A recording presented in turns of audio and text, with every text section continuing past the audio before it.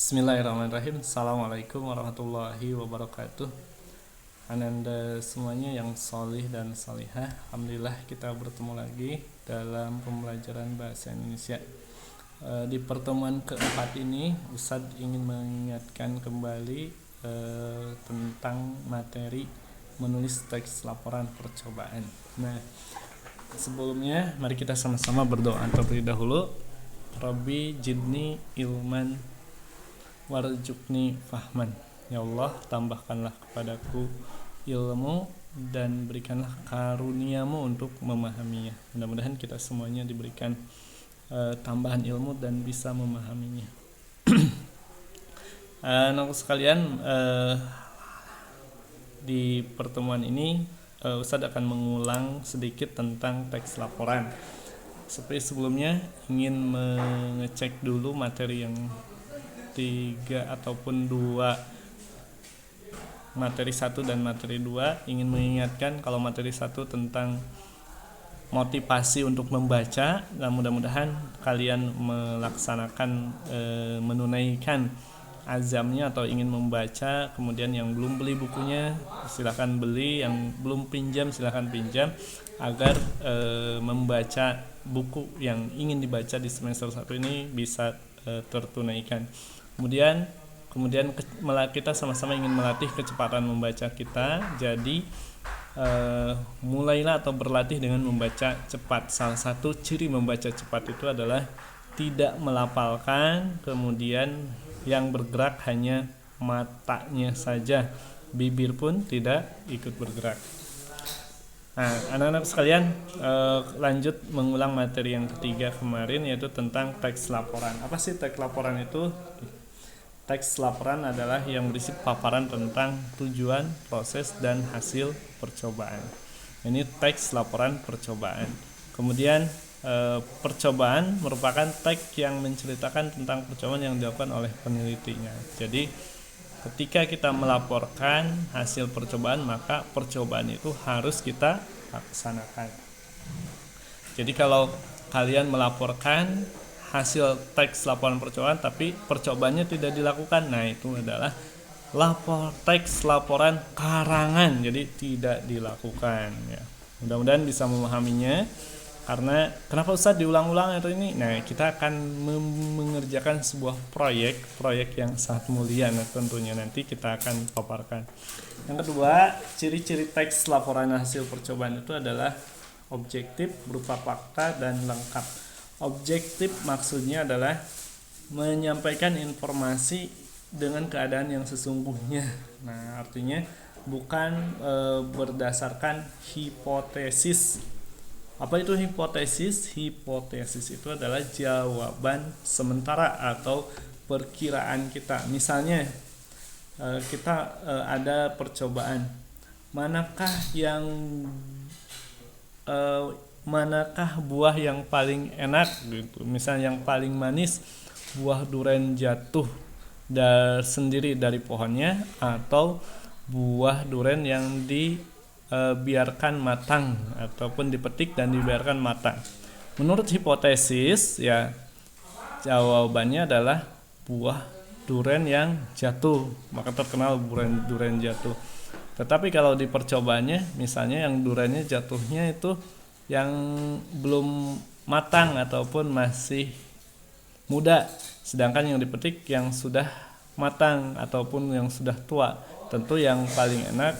Nah, itu adalah hipotesis itu seperti itu. Dan kalau laporan bersifat objektif. Nah, yang kedua berupa fakta. Sudah tahu kan perbedaan opini dan fakta?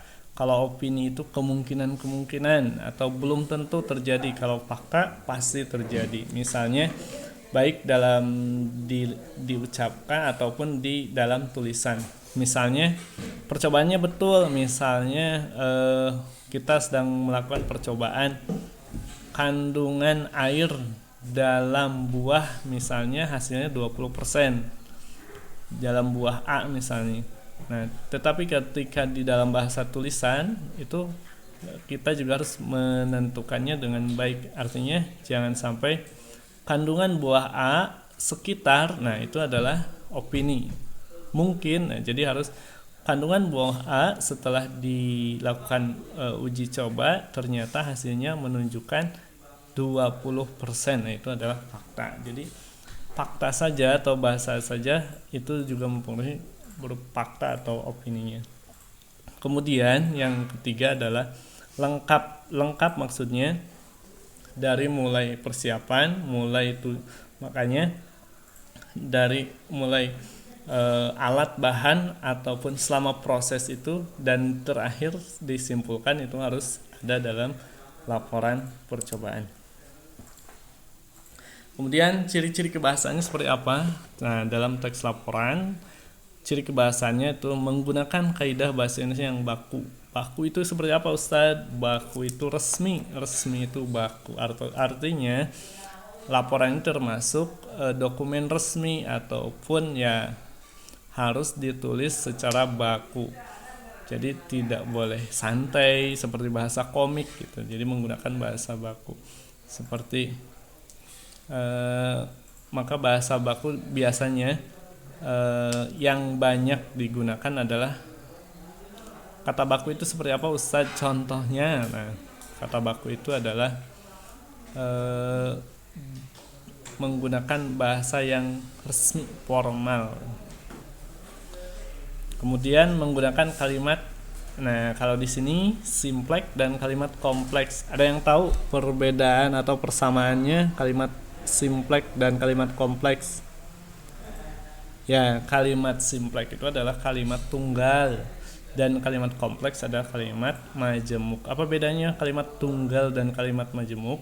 Kalau kalimat tunggal itu hanya memiliki satu klausa. Klausanya itu adalah SPO atau satu subjek. Sedangkan untuk kalimat majemuk itu memiliki dua klausa atau dua peristiwa.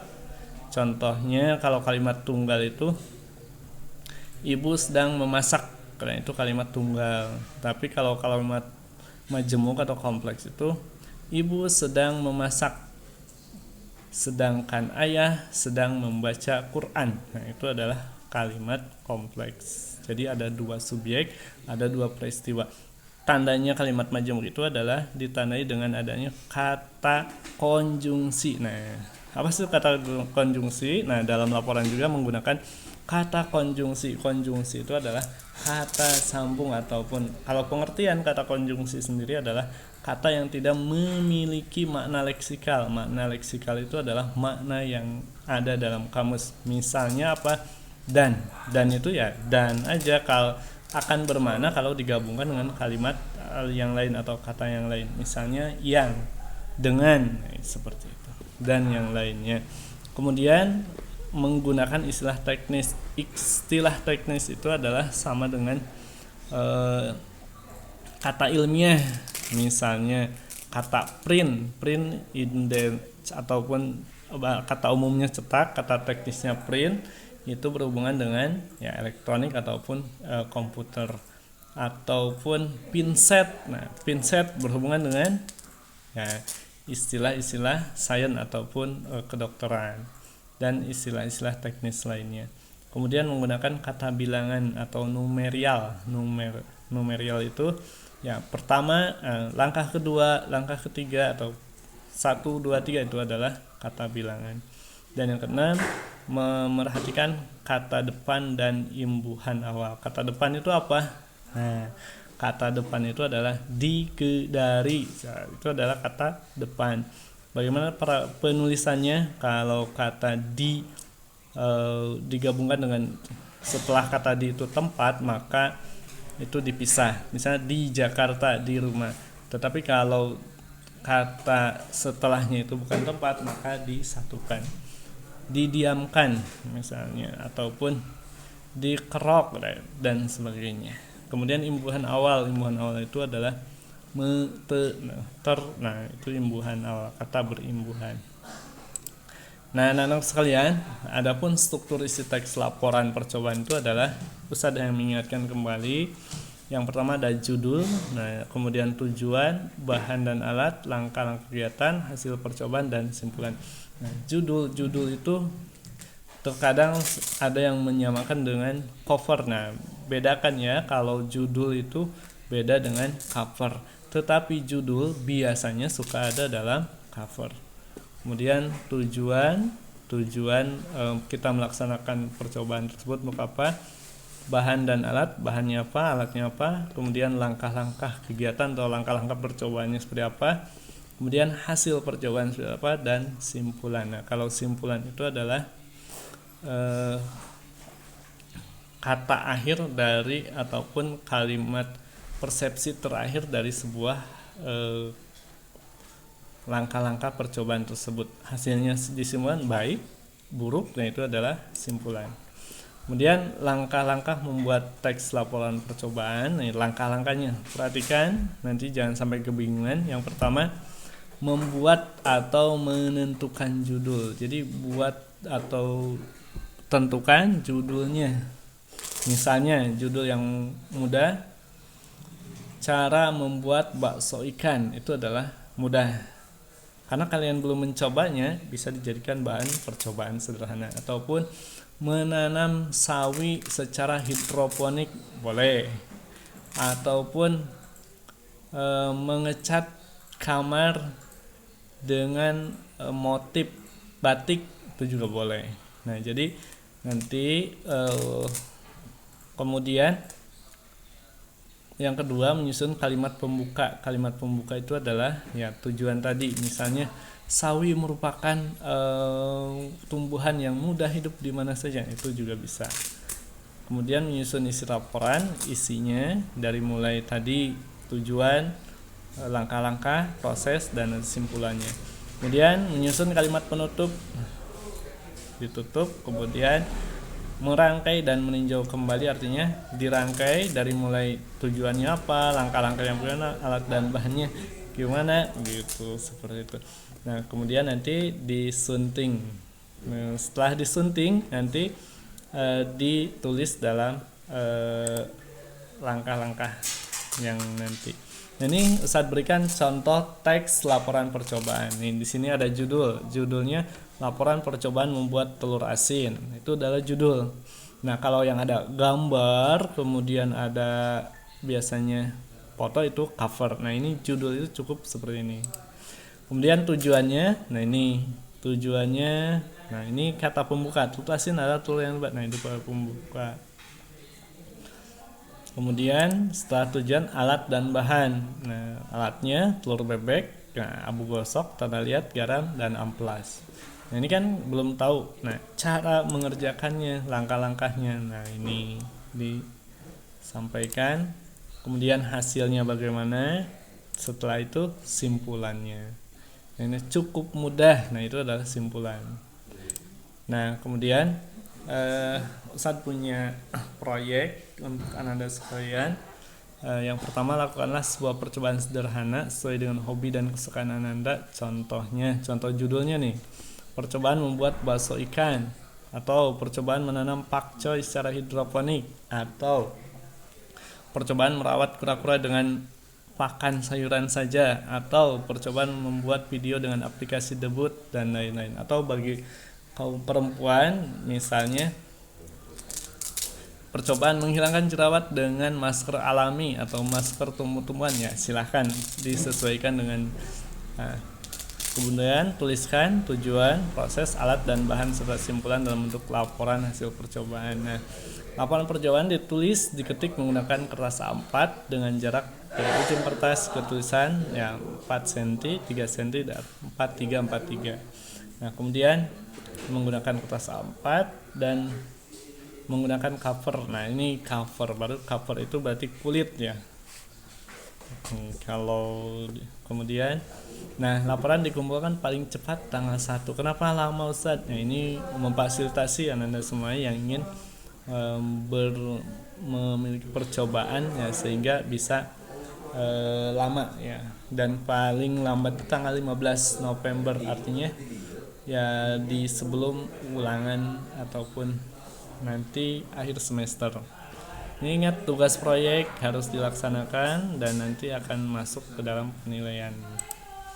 Nah, ini contohnya, ini contoh cover. Nah, ada judul, Kemudian laporan ini dibuat untuk menyelesaikan tugas bahasa Indonesia pada kelas 9 semester 1. Ini foto kalian nanti, kemudian nama kelas NISN, kemudian bawahnya identitas lembaga.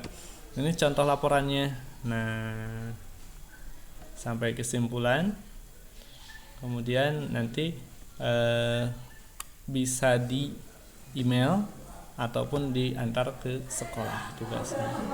Oke, mudah sekali ya tugasnya. Ya, mudah-mudahan Ananda semuanya bisa memahaminya dan bisa melaksanakan tugasnya dengan baik. Ingat, terus belajar. Dan bagaimana Ustaz kalau misalnya ada pertanyaan ingin ditulis di PowerPoint dan dipresentasikan, silahkan, tetapi Ustaz minta minimal yang ini ya, dikumpulkan nanti bisa via emailnya ini ada di sini. Jadi terima kasih untuk menonton videonya sampai beres, semoga menjadi ilmu yang bermanfaat untuk anak-anak sekalian. Nah, kalau ada pertanyaan-pertanyaan, nah kemarin juga Ustaz meminta kepada anak-anak semuanya untuk melakukan tes membaca cepat. Nah, ada hanya beberapa orang yang menjapri dan mudah-mudahan hari ini kalian bisa melaksanakannya dengan baik. Ya, terima kasih. Assalamualaikum warahmatullahi wabarakatuh.